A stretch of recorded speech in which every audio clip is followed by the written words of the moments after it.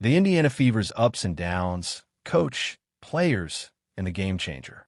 I never thought I'd see the day when things went down like this again.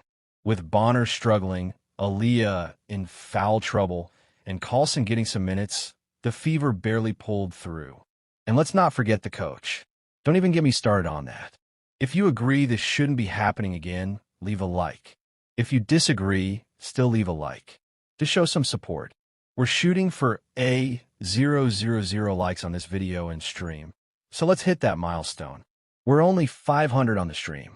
Also, we're just 43 subscribers away from 48.5K.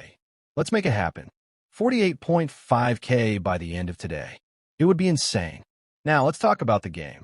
The Fever started strong, especially in the third quarter. They were solid at the end of the first and second quarters, too, building a 16-point lead. But, of course, they almost blew it thanks to the coach, but I'll get to that in a second. The Mystics were okay at first, but Sykes started off rough, 1 for 7. Then she came alive and finished with 20 points. Kiki played great, too. But for some reason, this coach refuses to play Kiki and Shakir Austin together, which makes no sense at all. Austin was amazing, but they only play her with other players, not with Kiki, who is the best on the floor. Citroen had an okay game, but I don't get how Sonia Citroen and Alexi Hall got away with a cheap shot on her. It was like a Brun Power Cassidy moment from Caitlin Clark. If you know, you know. Aari McDonald was huge in this game, and Kelsey Mitchell stepped up too with 24 points. Aaliyah Boston had a decent game, but she got into foul trouble. Still, she made an impact. But Bree Turner, no excuses. She shouldn't even be on the floor at all. Sydney Carlson tried hard. She gives 100% effort every game, but she's just not that great. We can't knock her effort, but let's be honest, she's just not at that level. Bonner looked off today. She got teed up early. Should have been ejected, but still managed 9 points. Something seemed wrong with her, though. Danis has been great all year, but I still think Tammy should have stayed. She's been solid, though. Now, let's talk about the two players who really made the difference.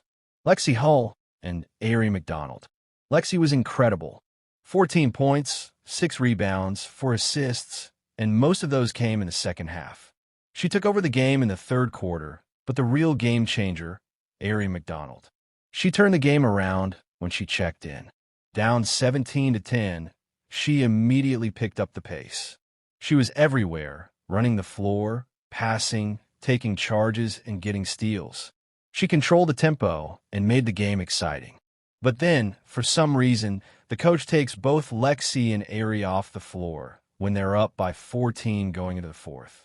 That's when the Mystics made their run. But when they returned, it was too late. Aari McDonald was absolutely essential to the win. She brought the energy that the team desperately needed. If they can keep her around, it would be huge for this team. She and Caitlin Clark together, that could be something special. And let's be real, Bree Turner needs to go. If they can get rid of her contract and keep Aari McDonald, it'll make a massive difference. Worst case, they bring her in on a hardship deal, but they need to act fast. This game was all over the place, but Aari McDonald, Lexi Hull, and the effort from Kelsey Mitchell made it worth watching. The Fever might be frustrating at times, but they've got some real talent. Let's just hope the coach